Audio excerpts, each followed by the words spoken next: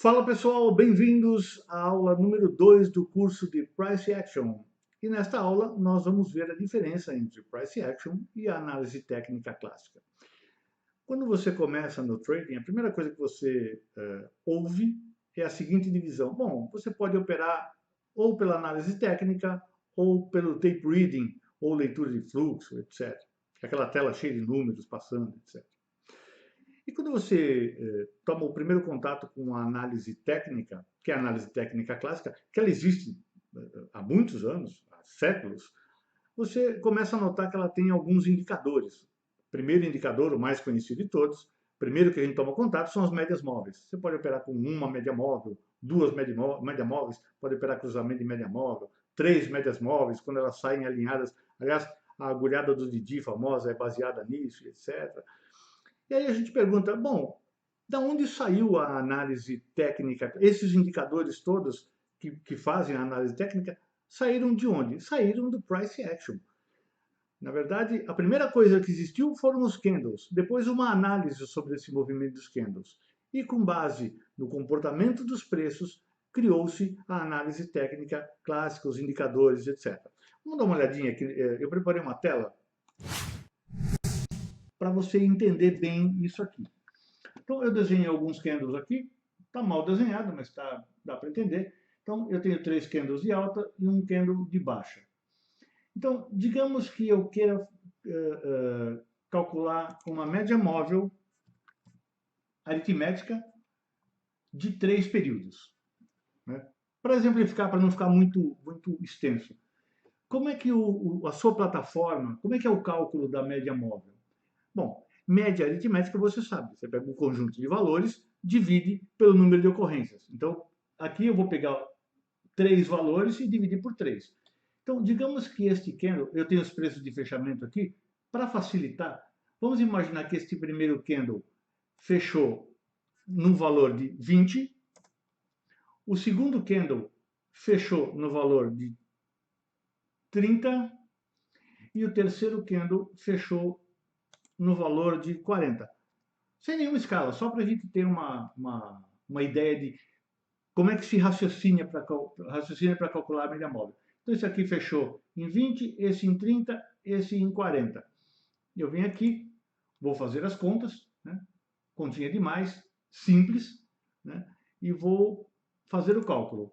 40 mais 30 mais 20 dá 90. Esse 90, para calcular a média móvel, eu tenho que dividir por 3, porque são 3 ocorrências, né? Uma, duas, 3, eu vou dividir por 3. O que eu vou obter? 90 dividido por 3, 30. Muito bem. A sua plataforma gráfica, ou se você fizer isso na mão, o que ela vai fazer? Ela vai desenhar aqui na altura de 30, ela vai desenhar um tracinho. Eu vou fazer esse tracinho, está em azul? Está em azul. Então está aqui. Agora, digamos que eu vá fazer no próximo candle. Aparece o próximo candle no gráfico, então eu vou fazer aqui um candle qualquer, tanto faz. Vamos dizer que ele fechou aqui em cima. Vou colocar um paviozinho aqui, só para constar, para ficar bonitinho. E digamos que ele fechou aqui nos 50. Então, como é que eu faço esse cálculo agora? Eu vou pegar os últimos 3 períodos. Este e este. E esse aqui a gente já viu, fechou em 30. Esse fechou em 40. E esse aqui fechou em 10. Então, o que eu vou fazer? 30. Opa! Fazer em preto. Peraí, deixa eu apagar. Eu vou fazer em preto. 30 mais 40 mais 10. Então, eu vou somar isso, vou calcular a média. Como é que eu calculo a média? Eu somo todos esses caras, são 3 ocorrências, 40 com 30, 70, com 10 são 80. Então, eu vou botar 80 aqui. 80, que eu vou dividir por 3. Ó, conta de preguiçoso. Vamos dizer que vai ser 25. É mais que 25, vai dar 27,7 alguma coisa. Mas só para fazer conta redonda. Então, o que ele vai fazer? Ele vai pegar aqui no 25 e vai colocar um outro tracinho. Então, é assim que a média móvel é calculada. Deixa eu apagar essas contas. A média móvel vai ser calculada assim, uma média móvel de 3. Ele espera aparecer o próximo candle e aí ele conta os 3 últimos, no caso, os preços de fechamento, né, e vai traçar, vai fazer um tracinho, outro tracinho, outro tracinho. Ele vai emendando os tracinhos, né, de modo que você tem a tal da média móvel. Se você tem uma média móvel um pouco mais longa, ele vai fazer isso aqui, depois ele vai fazer isso aqui, assim por diante. Aí a média móvel cruza e etc. O que você tem que entender a partir disso aqui? Você tem que entender que o preço, o indicador, todo e qualquer indicador, ele é calculado em cima de um evento que já ocorreu. Eu só consegui plotar esse pequeno traço aqui porque eu tinha já tinha acontecido esse fechamento, esse fechamento, esse fechamento, esta briga entre touros e ursos, esta briga e esta briga. E esse próximo nível aqui de média móvel, eu consegui porque tinha esse, e assim por diante. Assim são todas as médias móveis. De 20 períodos ele vai contar os últimos 20 candles, de 200 períodos ele vai contar os 200 últimos candles, etc. Então significa que o preço, o indicador, a média móvel, ela sempre vai ocorrer depois de o preço ter feito alguma coisa. Por quê? Porque ela é baseada em coisas que já passaram, em coisas que já aconteceram. Então, ela vai estar sempre atrasada. Então, digamos, por exemplo, que você queira fazer um trade de reversão.